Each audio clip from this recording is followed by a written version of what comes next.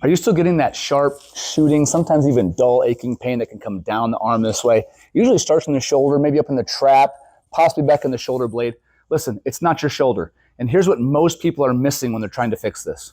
Hi, I'm Dr. Erickson, your herniated disc expert, and I help active people like you fix these kind of problems. So I'm gonna help you fix it without the unnecessary need for medications, passive modalities, possibly even surgery. The pain you're likely feeling in the trap and shoulder is the result of a pinched nerve from a problem that's further back into the upper back or lower neck. It's likely due to that piece of disc putting pressure on that nerve where it's sending pain, referring pain down into your arm. So the first biggest mistake is working on specific shoulder exercises when the problem is not in the shoulder at all. So we're gonna take a baseline and figure out where it's coming from. Start with just being able to lift your arm. Okay, right there, pain, right? Gives me a little bit of stop. I can't quite move it. Up to the side this way, stops right there, pain this way. And then start right into a retraction without moving this arm. So from here, you're gonna go right into cervical retraction. The big key here is if moving the upper back and lower cervical spine into this direction reproduces, sends like a shooting pain or some kind of increased pain into the shoulder, it gives you a big clue that the source of the pain is back there, not in the shoulder, because you're not even moving your arm.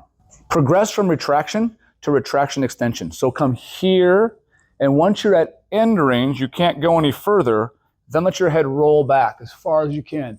It's likely going to give you a pretty good pinch out to the side, and it's okay as long as when you come back up to straight, it calms down pretty quickly.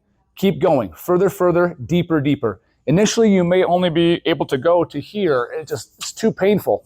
But as you keep going, 10, 15, 20, 30, 40 reps, you'll get further back and the pain will come up and out of the arm. Another way to test it is to side bend into the painful side. Most people will think that, hey, because I have this trap pain here or shoulder blade, I want to stretch away because I feel like I need to stretch the muscle. Ooh, that feels good to stretch the muscle, but it's likely unhelpful. It's not giving you long-term benefit. So instead, give a slight half tuck and then go into the painful side, pressure on, pressure off.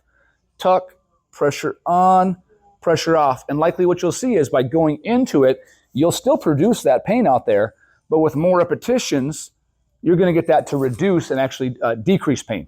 After that, recheck the baselines. So work on those two in the sagittal plane and through here, then add this side bending toward, not away, and then notice how your shoulder, your arm moves further, right? You've increased range of motion and the pain at the end range or while you're lifting the arm is also less. At this point, we can start adding a little bit of strengthening. For that, let's go to a banded row. So with the chin remaining tucked in, we want to start adding a little bit of strengthening through that upper back. So add these rows in right through here, pulling and squeezing the shoulder blades together, but keeping the head in a nice tall position. Here's where we'll start to add a little bit of strengthening, and we also close down that upper thoracic spine right through there.